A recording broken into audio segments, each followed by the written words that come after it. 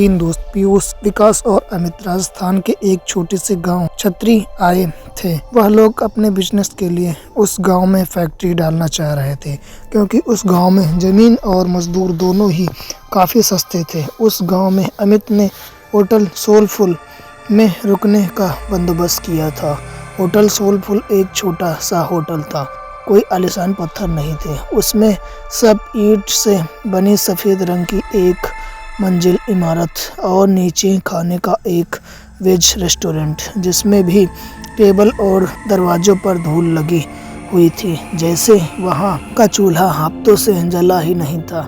जैसे ही वो लोग होटल पहुँचे तो उन्होंने देखा कि वहाँ कोई स्टाफ नहीं था। वॉचमैन के नाम पर एक बूढ़े से चाचा बैठे थे, जो अपनी बीड़ी पी रहे थे। पीयूष और विकास दोनों ही अमित को डांटने लगे, क्योंकि होटल बुक करने की जिम्मेदारी अमित की थी और वो होटल एकदम थर्ड क्लास लग रहा था। उनकी बातों को सुनते हुए वह वॉचमैन चाचा उन तीनों के पास हंसते हुए आए और उनसे पूछने लगे कि क्या वह होटल सोलपुर में ही रुकने वाले हैं। तीनों ने सर हिलाकर हाँ कहा और चाचा जोर से हंस पड़े।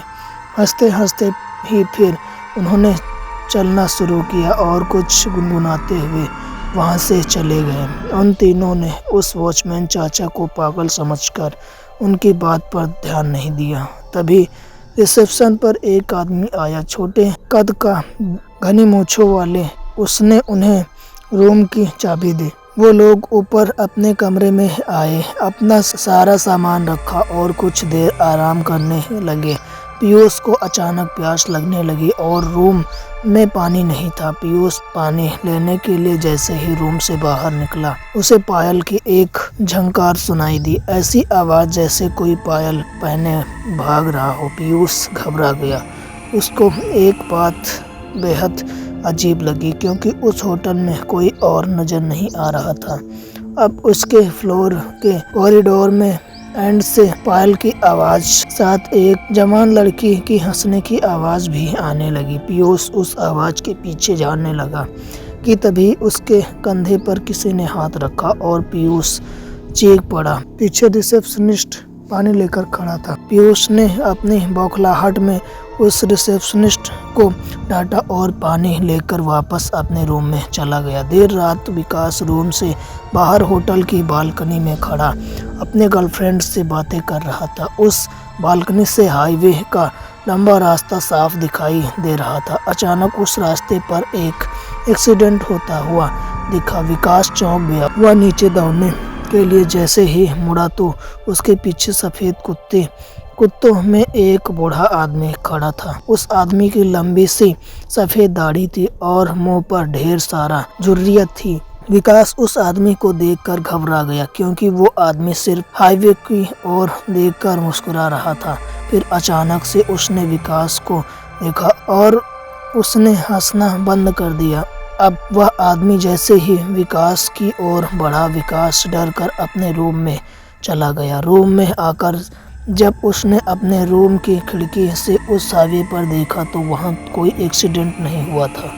अगले दिन तीनों फैक्ट्री की साइट देखने के लिए निकल गए, लेकिन गाड़ी शुरू होकर थोड़ा आगे ही बढ़ी थी कि अचानक बंद पड़ गई। वहाँ पर कोई बस या सवारी नहीं थी, तो उन तीनों ने रिसेप्शनिस्ट के कहने पर शहर के एक मैकेनिक को बुलाया। 3 घंटे बाद जब मैकेनिक आया तो उसने थोड़ी देर तक गाड़ी को देखने के बाद कहा कि गाड़ी को वर्कशॉप ले जाना होगा। वो तीनों मैकेनिक के साथ ही टो करने वाली गाड़ी से चले गए और साइड पर उतर गए। साइड देखते देखते शाम हो गई। उनको मैकेनिक का कॉल आया कि उनकी गाड़ी पूरी तरह से बिगड़ चुकी है और वह कब तक बनेगी यह नहीं कहा जा सकता। अब उन्होंने वापस जाने के लिए एक ट्रक वाले से बात की और उस ट्रक वाले को होटल पर खाना खिलाने का लालच दिया, लेकिन जब उन्होंने उस ट्रक वाले के सामने होटल सोलफुल का नाम लिया तब वो ट्रक वाला बेहद घबरा गया। उस ट्रक वाले ने उन्हें बताया कि होटल सोलपुल में भूतों का बसेरा है। उसने कहा कि होटल सोलपुल एक कब्रिस्तान पर बनाया गया था। एक नहीं बल्कि 100 से भी ज़्यादा भूत वहाँ रहते हैं और इसीलिए वहाँ कोई भी नहीं जाता। पीयूष और विकास के साथ वे हादसों ने उन्हें सोचने पर मजबूर तो किया, पर अमित भूत प्रेत और सुपरनेचुरल चीजों को नहीं मानता। उसने यह बात रफा दफा कर दी और ट्रक ड्राइवर से कहा कि वह उन्हें होटल से थोड़ा दूर ही उतार दे। बहुत मनाने के बाद वह ट्रक वाला मान गया और वह तीनों जैसे तैसे होटल पहुंचे। देर रात हो चुकी थी और तीनों कमरे में आराम कर रहे थे। अमित भी लेटे लेटे अपने फोन में खींची फोटोज को देख रहा, लेकिन अचानक वह उठकर बैठ गया। ऐसा लग रहा था जैसे उसके होश ही उड़ गए हों। उसकी तस्वीर में उनके ही कमरे में कई सारे बच्चे दिखाई दे रहे थे। वो बच्चे शायद जो उस होटल में सब बसे भूत थे। अमित के हाथ पांव ठंड पड़ गए थे। उसने पीयूष और विकास को जब फोटोज के बारे में बताया तो वो तीनों बहुत घबरा गए। वो उस होटल के रिसेप्शनिस्ट को ढूंढते हुए नीचे आए, लेकिन रिसेप्शनिस्ट का नामो निशान नहीं था। वह उन्हें वो बूढ़े चाचा बैठे हुए मिले। उन्होंने उन बूढ़े चाचा को बताया तो उस बूढ़े चाचा ने हंसते हुए कहा, जब तुम होटल के अंदर आए थे तो 4 आत्माएं तो उनकी गाड़ी के ऊपर ही बैठी हुई थी। उन्होंने बताया कि होटल सोलपुर में पिछले 18 साल से भूतों का साया था। जब से यह होटल बनाया गया था तब से यहाँ की भूत होटल में आने वाले लोगों को जिंदा वापस नहीं जाने देते थे। किसी का एक्सीडेंट करवा देते थे तो किसी को आत्महत्या करने पर मजबूर कर देते थे। फिर होटल की बालकनी की ओर इशारा करके उन्होंने बताया कि वह देखो, वह सफ़ेद कुत्तों में एक बूढ़ा आदमी खड़ा है। उस आदमी ने यहाँ होटल बनाने से मना किया था क्योंकि यह जगह कब्रिस्तान की थी, लेकिन कुछ महीनों बाद होटल के सामने वाली रोड पर उसी एक्सीडेंट में मौत हो गई उसकी। आखिर में उस वॉचमैन ने उन तीनों को बताया कि उनकी गाड़ी ठीक नहीं होने वाली। वह गाड़ी अपने साथ कई साल ले गई थी। होटल में रहने वाले उन बच्चों की आत्माओं को वह गाड़ी पसंद आ गई थी और शायद इसीलिए वो तीनों अब तक जिंदा भी थे। उस बूढ़े वॉचमैन ने उनसे अपनी जान बचाकर वहां से निकल जाने के लिए कहा। यह सब बातें सुनकर उन तीनों के पसीने छूट गए।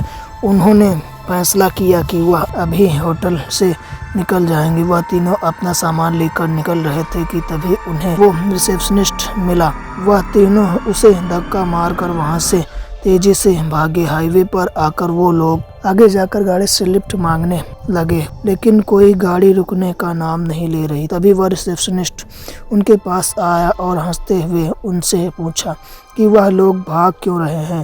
रिसेप्शनिस्ट उन्हें होटल में वापस अंदर आने के लिए कहने लगा और तब अचानक से हवा के झोंके से उसका मुखमल उड़ गया और उन तीनों को उसके गले में फांसी के फंदे का निशान दिखाई दिया।